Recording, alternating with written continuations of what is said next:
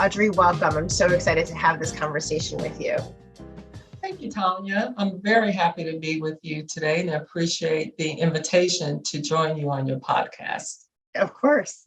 Before we get started, I just want us, all of us, our listeners, all of us to be on the same kind of have common language when it comes to microaggressions, because it's a term that, we've heard, it's thrown out there a lot. And so I just want to give a little definition of what microaggressions also actually are, and just a bit of background information. So microaggressions, the kind of official definition, are brief and commonplace daily verbal or behavioral indignities, whether intentional or unintentional, that are hostile, that communicate hostile, derogatory, or negative slights or insults. And this term actually was coined by Dr. Chester Pierce, who was a professor of psychiatry at Harvard Medical School in the 1970s. And he coined it specifically to describe the verbal assaults and insults against Black people by non-Black people. And so since that time, people have recognized that microaggressions happen beyond race. So the term has definitely expanded to include sexuality, gender, ability, and more. So wanted to kind of give a bit of a historical perspective of what we're talking about in microaggressions and kind of how it lands today. So when we think about hostile, derogatory, negative slights that might be daily, whether they're intentional or unintentional, can you, Audrey, give us some examples of what those microaggressions look like when it comes to the workplace? Sure, Tonya. One of the first things that typically would come to mind to a lot of people is asking a woman or a minority to take notes during a meeting or to get coffee or refreshments, setting up the room while the majority is off networking with other people. Also, the other thing that typically comes up is that you assume that if there's a minority there, that they're in an administrative role or a lower level role than they actually are. But some of the more subtle things that happen on a regular basis are, for example, interrupting someone when they're talking, not allowing them to finish their point. Another thing is idea stealing or repackaging. So taking someone else's idea, changing it slightly, and then making it sound like it's theirs. And then the other thing is just outright disrespect.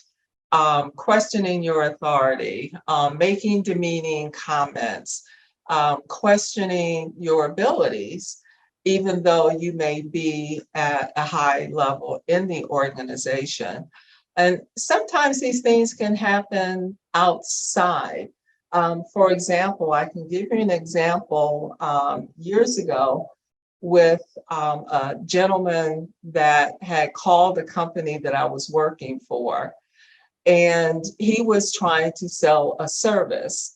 Well, the call was transferred to me. And I sat there, I listened to what he was saying. And then when he finished, I made the comment, no, we would not be interested in that service. And so I ended the call. What he turned around and did was he called back. And then when he called back, he asked specifically for the president of the company. Well, when he got the president of the company on the call and he started explaining what he wanted and why he was calling, the president stopped him and said, hold on, you need to speak to someone else. Well, what he did was transfer the call back to me. And so I immediately knew who it was, and I let him go through the entire spiel one more time. And then when he finished, I said, I'm the one you spoke to in the first place. And the answer is still no, we're not interested. And so tell me, how is that like a microaggression as opposed to just bad? Some, some people will say that's a bad salesperson. That's true. I think I took it that way because he probably figured out that I was a minority. Well, and definitely a female. Well, The plus the assumption. female, right? Right. Based on your So voice, he knew I was a female, so it could have been either way. And a lot of times when these little things happen, I really don't know if it's because I'm a female or because I'm a minority. Well, and both, right? Because when we think of intersectionality and different identities like that we all have, you're right. Like the level of discrimination, or maybe even not discrimination, but disrespect shifts. Yeah, disrespect. Depending on how people perceive you. Absolutely, right? Absolutely. And so one of the reasons I'm really excited to have you here, because when we do work with organizations, the example you just gave, actually, Audrey, I think is a really perfect one. And I asked the question intentionally, how do you know it's not just a bad salesperson? Because microaggressions, when they occur, can be so slippery. It's the kind of thing you're like, wait, did that just happen? Wait, is that because of how they're perceiving me? Would they do that to everybody? Like, there's so much uncertainty and doubt that I think can happen to the person who's the target of it. And even for people who watch it, they may not recognize it as problematic. And so it becomes, I think, this thing in organizations where organizations are like, well, that it was just unfortunate, or that wasn't that big of a deal. And it becomes really minimized. And so I'm curious your thoughts from an organization's perspective. How can they intervene? Because that example, that was an external person to the organization. But when it happens internally or even externally, what are some things that organizations can do to say that behavior where you are treating people differently, where you're insulting people, where you're asking women to get coffee in the meeting or to take notes, or where you walk in and you see somebody who is Black and you assume that they're there to serve you, not that they're the CFO of the company. Right. How can organizations intervene and even prevent those situations? Well, there's various things that organizations can do to really be proactive in having these different situations happen. And one, of course, is, put training programs in place that addresses DEI or microaggressions. I think with the new training that is being rolled out now, that microaggressions are becoming a part of the program, which I think is important because it's not as blatant sometimes. And you do, as you said, you do question, wonder where they were, coming from. Training programs are excellent to help people become aware, because sometimes they don't even understand or recognize what they're doing. They're just being who they are. Yes. I've made comments about certain people and said, well, they're equal opportunity, disrespectful. I don't see any different. They treat everybody that way. Right. And some people are that way. And having like role play in any type of training program is helpful as well.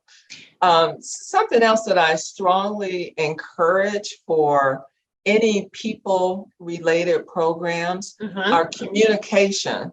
You have to constantly communicate the programs and what they mean for the organization, especially when it comes to developing the environment, the culture that you want in the organization. So I want to hear, I think, a little bit more about that, because I hear, the importance of training programs in organizations really to increase awareness, right? Because if people, especially if you're part of the majority, so white men in organizations who are part of the majority, if you're not experiencing microaggressions, it can be really hard to understand what it is, to understand the impact that it has on the person, the impact on the workplace culture. Like, it can be really hard to understand something that you've never experienced. So I understand. So the training programs can really raise the awareness, right? But then, Audrey, say more about the communicating the benefit to the workplace culture. What do you mean by that? So when you think about all of the materials that are available to employees, just kind of reinforcing like respect. For instance, the employee handbook. It includes different sections for employees. You could have a section around behaviors, what good behavior looks like in the organization. Some organizations have another guidebook for people managers, how they should approach different things, the process, reinforcing respect and what that looks like as they go about their daily jobs. Different programs, just constantly when you communicate a new program, talk about expectations that go along with that program, treating people respectfully. What does respectfully look like? Defining that.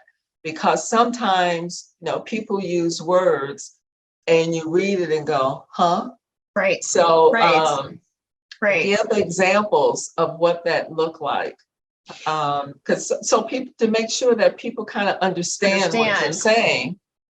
So, I was taking notes because they were talking, and the two things that really struck me, three really, is the employee handbook, a guidebook for people managers, and then operationalizing good behavior and respect.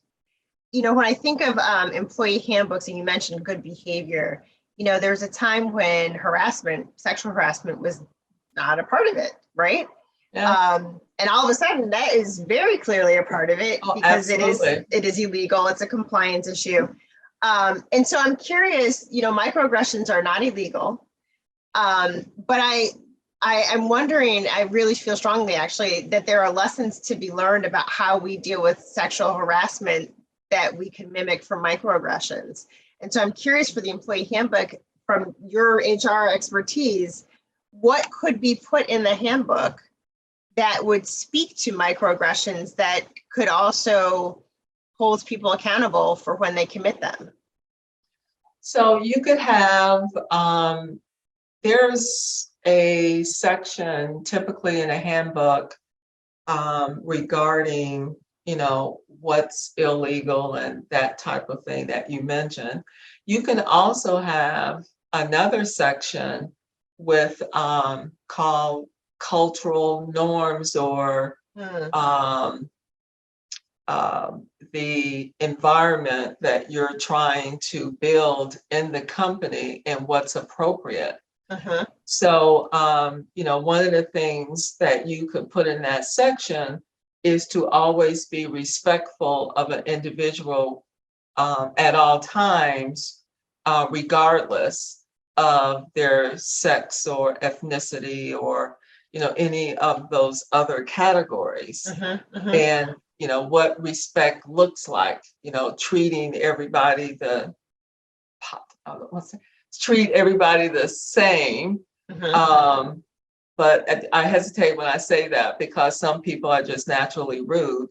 Well, so, to that point, that would, depending on the kind of workplace culture you want, right. It's true. You might not want that. Whether they're, it doesn't matter if they're rude to everybody. Do you want employees who are rude?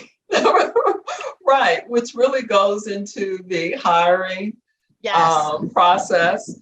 And Also, another thing that I did mention before was performance management and having behaviors or principles a part of the performance management process, so that you're not only measuring what they do and setting those goals, but how they do it, and identifying what those things are, based on the culture and environment that the company is trying to build. So that is a way that you can have it become kind of part of the fabric of the organization. It's part of your performance management system, those same principles and behaviors. That's how you hire people. When you interview them, you're going to include those type of interview questions to make sure that's someone that you want to bring into the organization. Rewards and recognition, have those principles and behaviors a part of that program. You could have it interwoven in all of your people programs in the organization once they're identified. So this piece of performance management, I think, is really critical when we're talking about microaggressions and addressing them in the workplace, because what you're saying, it's an expansive way of kind of looking at the whole employee, which is different than how work has been historically, where you're just looking at basic KPIs. Did you do what you said you were going to do? And if you did, you graded bonus. And if you didn't, you don't. Right. But to your point, like the process and how you meet your goals and how you treat people along the way in meeting those goals. So if I'm understanding you, then one way we can address microaggressions from a systemic level in the workplace is making it part of performance management. Absolutely. And when you think about performance management, it really covers several areas. It's setting of the goals. You would also have a part that would be called behaviors or principles. Some companies call them competencies, but competencies also have kind of a negative connotation around it. So I like to use either the term principles or behaviors. Also, career development should be a part of the performance management process, and of course, feedback. And when you set up the measurement on how someone performed, you're going to take in consideration, what they did, but also how did they meet those behaviors or principles that are important for the organization. And depending on how brave the organization is, they could have that weighted equally when they're doing assessment. So what you do is as important, well, how you do it is just as important as what you do. And it's spelled out so people know exactly what that means. So when you use maybe effective leadership could be one of those things where you're going to spell out, what does effective leadership mean? And so that would be spelled out, and it would give specific examples of what that looks like and examples of what it isn't. So you can measure people against that. Some organization, they weight it 50-50 because it's so important. And I hear what you're saying about the brave part of it. Yeah. If your workplace culture is that important, yes, to weight it as equally important as the task work that needs to be completed. Absolutely. And so you're saying that microaggressions could be incorporated into this performance management by saying these are the behaviors we're observing to see if you are doing or not doing them. In microaggressions, not doing them. Right. And so would organizations and then also people managers, would they then define what a microaggression is, have the training so everybody understands it? Yeah. And then would they also define like examples of good behavior? So if I go back to your initial example of, people entering the room, and let's use women, and somebody asking a woman to go get the coffee, somebody asking another woman to take notes. In that example, being used as a microaggression, a gender-based microaggression, for performance management, we would say that you are equally sharing administrative tasks, right, across all genders. Yes. So that if you're asking Keisha one week, you're making sure that you're asking Mark the next week. Absolutely. Absolutely. Okay.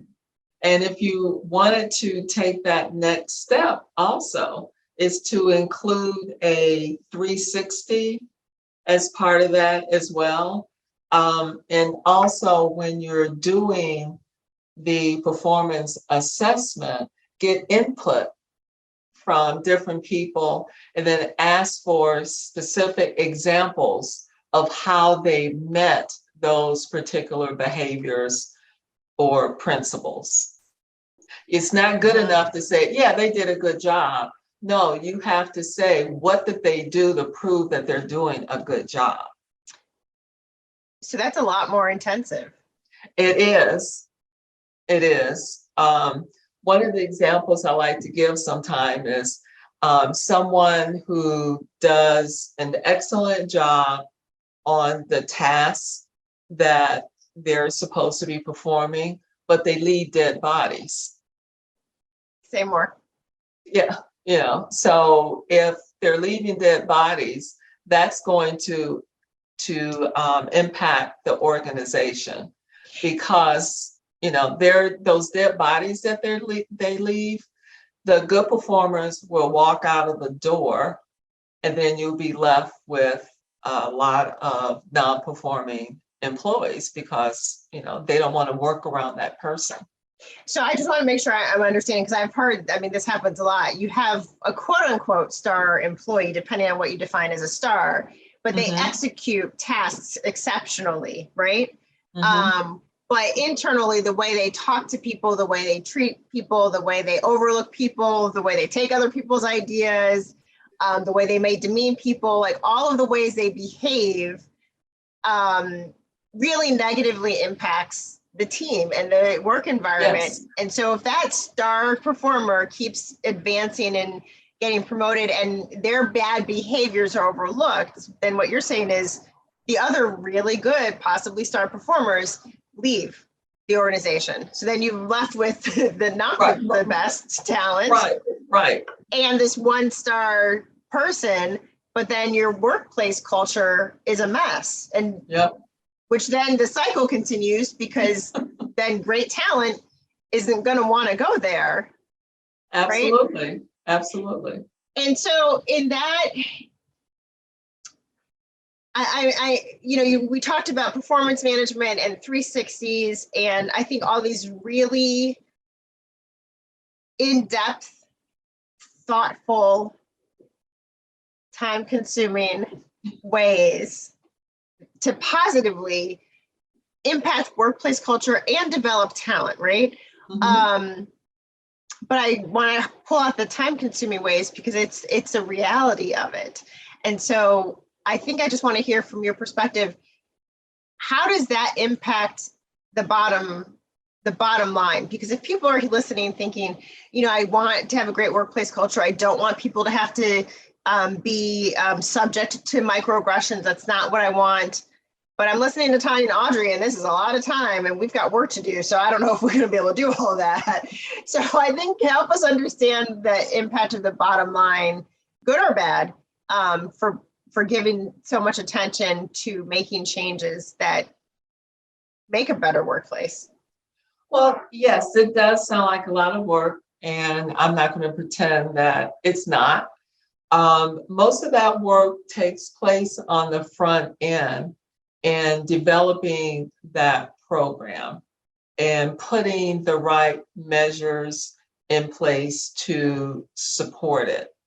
Once it's in place and it's communicated, employees are trained, they understand it, really becomes part of the fabric of the organization. So it becomes second nature and they understand it. And going back to the communication and the training part, once they got it, they got it. And it's not going to take as much time. But I will admit it takes time on the front end to get it right because you don't want to make a mistake with that. The other part on how it can impact the organization is really around the organization being able to accomplish their strategies. So at the end of the day, I mean, the performance management program should be directly linked to the strategy of the company. That means all goals should link back to those strategies. Right. If you could have the best strategic plan ever, bring in a lot of consultants, it's going to take a lot of time and money. And this is what I tell clients all the time, you can have the best strategy in the world, but if you don't have the talent there to implement those strategies, you've just wasted a lot of time on your strategy. And then the cost of not having the people in place to implement those strategies is lost. So if you do not have a good culture or environment at your company, and you do not bring in and retain the talent that you bring in, your bottom line is going to be impacted. So you just said a lot, and I think I really want to kind of amplify that if it's not a good workplace culture, good talent will leave. Yes. And that will significantly, we all know turnover takes time and money, it significantly impacts the bottom line. But so microaggressions are a huge contributor into why people leave. I mean, the New York Times did a study, I think it was the New York Times did a study of, they found Black employees, especially I think Black women, didn't want to go back to the workplace in terms of COVID and working remotely, wanted to continue working remotely because the microaggressions they were experiencing went down significantly because they were working remotely. So if your employees are saying, I don't want to come back because I don't want to deal with microaggressions anymore, I like my job, but I don't like the environment. It's telling, to your point, like there's a lot of money to be lost from organizations by not taking this seriously. Oh, absolutely. And it can impact other employees who may not be on the receiving end of those microaggressions, because some people just don't want to work in that type of environment, because it's extremely negative. So you're going to lose not only minorities, but you're going to lose some of the majority as well. Right. And not lose people who are already there. But I'm also thinking, we think of Generation Z and how many different generations are in the workforce right now, and what younger generations earlier in their career are looking for in a work environment. So you might not even attract some really great talent if there's a reputation of people aren't treated well here. So I don't want to go there. Yep. And with the availability of information in a lot of different sources now, it's very easy for people to dig up information on companies now to find out what the environment is there. True. Audrey, when we talked about organizationally and systemically, and I'm thinking for, people managers who are not involved in developing the company policy, what can they do if somebody on their team comes to them and says, I'm sick of Tom always asking me to go get the coffee in meetings, if a woman comes and says this. But if somebody comes to them and identifies this microaggression happening at work, or every time I enter the building and security asks me as a Black person for my badge, but I watch, white employees walk in without asking, for proof of ID. So what can a people manager do in that situation? People managers or, leadership period is one of the biggest issues for organizations today. What happens a lot is they take someone who's very good from a technical standpoint in their job, and as a reward, they promote them into a people manager role. And, let's be honest, there's, one or two things that could happen. Number one, not everybody should be a people manager. They're very good at being an individual contributor, and you need to find a way to develop them to stay in that role. Yes. And then the other ones, they get promoted to people managers. They really want to do it, but they're not prepared to be people managers. They don't get the training and support. That's right. That's right. So making sure that they receive the training that they need to be effective people managers is very important. And actually, if someone is looking at that particular career path, the organization should start preparing them for those roles by training them ahead of time.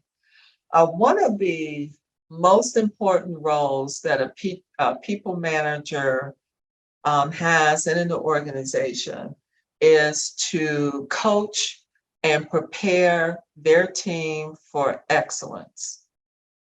And so they need to be prepared to handle issues as they come up, including microaggressions. So if that happens, that people manager should reach out to the person that has been accused of that and have a conversation, a coaching conversation with them as far as their behavior is concerned and the appropriate behavior for the company that the organization is looking for, the culture and the environment that you're building, and to try to help them understand how to move forward. As part of the role of a supervisor is to coach and to coach them. I'm sorry to interrupt. I love your use of the word coach, and to coach them, to support them. And even, if you have an organization that has good behavior in the handbook, it's a great way to tie it in. Like, remember, this is in the handbook. These are the behaviors we want to see. This is what we don't want to see. But to coach them, and a lot of people committing microaggressions, they're often unintentional. They are not doing it intentionally. So bringing that as a people manager, bringing the awareness to that person and then coaching them to do it differently. I love that piece, because it's really about taking direct action, not smoothing it over, not ignoring it, not hoping it goes away, but talking to the person, coaching the person who caused the action, and then following up with them to ensure that, the coaching is working. And then if I could also add, to be very, very grateful to the person who brought it to your attention. Oh, absolutely. Because by the time it comes to your attention, it's happened more than one time. It's happened a lot.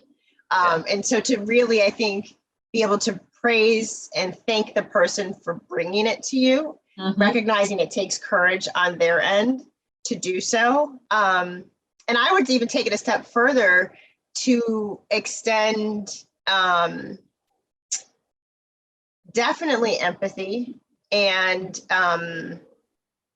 when I say an apology, the people manager didn't do anything wrong to apologize for, but apologizing that it happened and that person on your team had to experience that. So as you're coaching the person who caused the action, that you're simultaneously caring for the person who was harmed, because I think that's sometimes overlooked. And the goal is that we're a team. we're working together. And so how you are massaging that, that connection when there is a disconnection because harm was done, but paying attention to that. Oh, you are absolutely correct. Having that conversation with the person that was the recipient of the microaggression is important as well. So the people manager should speak to both people. And as you say, with the one that was on the receiving end, just tell them how sorry you are that it happened to them. And that, we're going to do better as an organization. Yes. And to thank them for bringing it to your attention. And, have that tough conversation with the employer, with the employee that was, who committed the microaggression. Something about people management, and you're right, people usually are not adequately prepared, don't receive the training, don't receive the support. Being a people manager is hard. Yes. I think it's tough. It is. I also think there's incredible power and responsibility in the role that people often are unaware of. Because like you said, they're promoted to this, they're excited as they should be. But the power to guide somebody's career, to make the workplace good for them, to help them execute their tasks, and in a way that develops them and the team, which highlights the organization and benefits the organization, is an incredible responsibility. And so I'm really just grateful for the kind of specific suggestions that you were giving. Yes, it is. And I don't think people who want to be in a leadership role, a people leader, I don't think they fully understand what that means. They're looking at the nice title, the pay increase, and then it happens and it was like, I got to do that. Yes, it's part of a leader's job. So they're kind of deer in the headlight for a while. I can't believe I got to do that. Yeah. I agree. And I'll put myself in that. Definitely. You don't fully understand what it is until you're in it. Right. And it takes, I worked for an organization years ago that we had to, which I think is a great practice. If you were interested in being a people manager in the organization, you had to go through training before you could even bid on a people manager role. And you had to pass that training. And one of the things that they preached was actually one of the words that you used, which was courage, because it takes a lot of courage to be a leader. I was thinking about microaggressions in the workplace, and as a people manager, what to do if somebody on your team comes and tells you this happened to them. We as people managers are not immune from committing microaggressions ourselves. Oh, no. We have our own biases. As a Black woman, I have biases. There are microaggressions that I commit. And so I wanted to say that because they're unintentional, which means it's because it's out of our awareness. And when it's brought into our awareness, we need to change it and do something differently. And so as a people manager, there will be times when you cause harm and commit a microaggression. And I'll tell you, hearing about it, of course, doesn't feel good to know you caused harm to somebody else. Yeah. But I think I want people to hear, if somebody on your team tells you that you committed a microaggression, they have a lot of trust in you. They have a lot of trust that you are going to hear this feedback. They trust that you are going to do something differently. They trust that you are not going to punish them Right. for speaking up and telling the truth. So when your feelings get hurt and you want to get defensive, I also want you to remember it's because there's trust there. You've cultivated an environment where people can give you that feedback.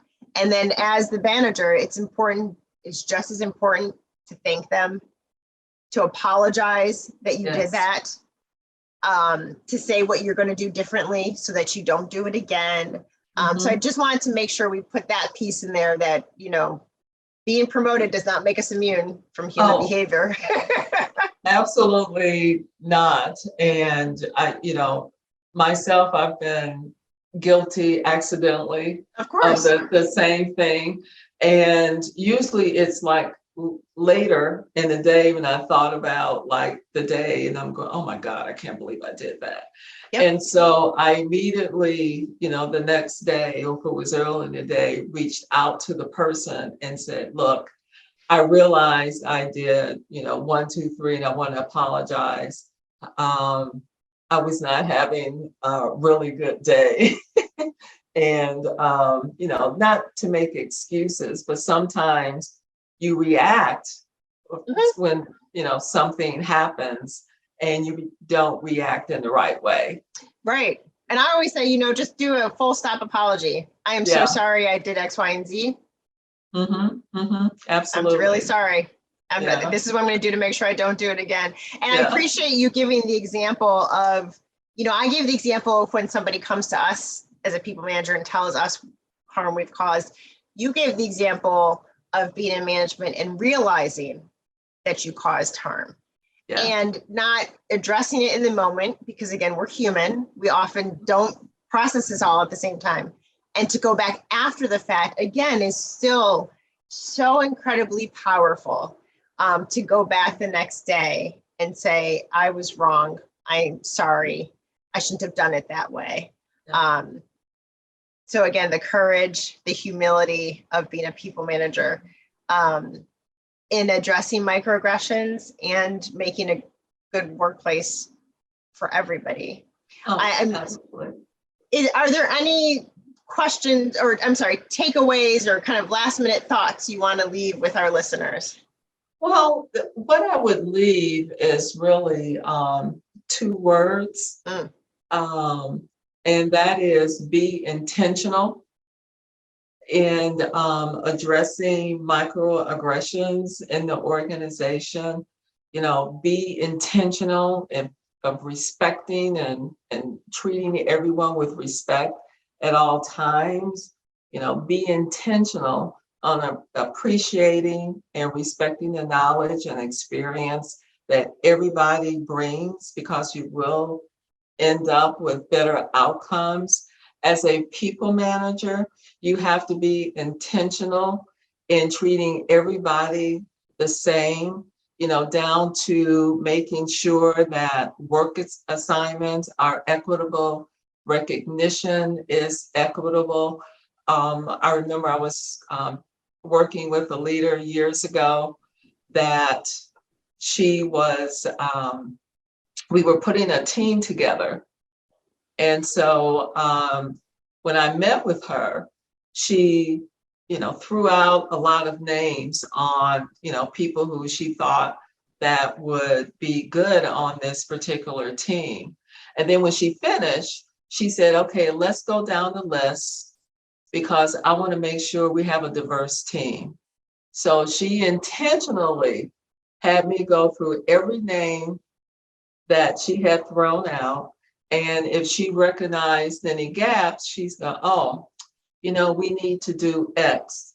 So she would make sure that they were a member of that team, which I thought was a great example. And this was many years ago, before DEI even became that big of a commonplace.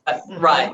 But the company I was working for at the time, that was kind of part of the principles of the organization. It was part of the culture. So she kept it, top of mind, even as, one of the top executives of a company. She wanted to be very intentional in making sure we had a diverse team. And probably the last thing besides being intentional that I think is also very important is to listen. You know, sometimes we don't stop and listen to what someone is saying. And that's important. If you're a people manager and someone comes to you with a issue or problem that's happening in their work life, listen to them, because they're coming to you because they trust you. And you have mentioned the word trust, which is really a gift. It is. It is. It doesn't always feel like it. I know. But the reality, it is. When somebody's willing to be vulnerable and transparent with you and take a risk, it truly is a gift. Yeah. And someone told me many years ago that feedback is a gift. So Agreed. always, accept it with a smile and listen. Yes.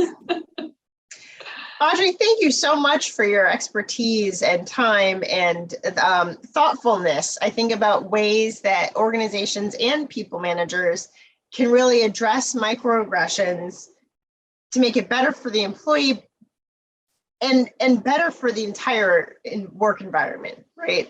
Yes. So I'm just really grateful for all that you shared with us. Thank you. I appreciate the opportunity to come and talk to you today. I've enjoyed our discussion, and hopefully one day we'll do it again. I love it. Thank you so much, Audrey. Thank you. Have a great day. You too. Take care. Thanks. Bye. Thank you for listening to the Managing Well podcast. Please be sure to rate, review, and subscribe wherever you get your podcasts. If you want to learn more about today's topic, go to www.theladipogroup.com/podcast for a worksheet on today's episode.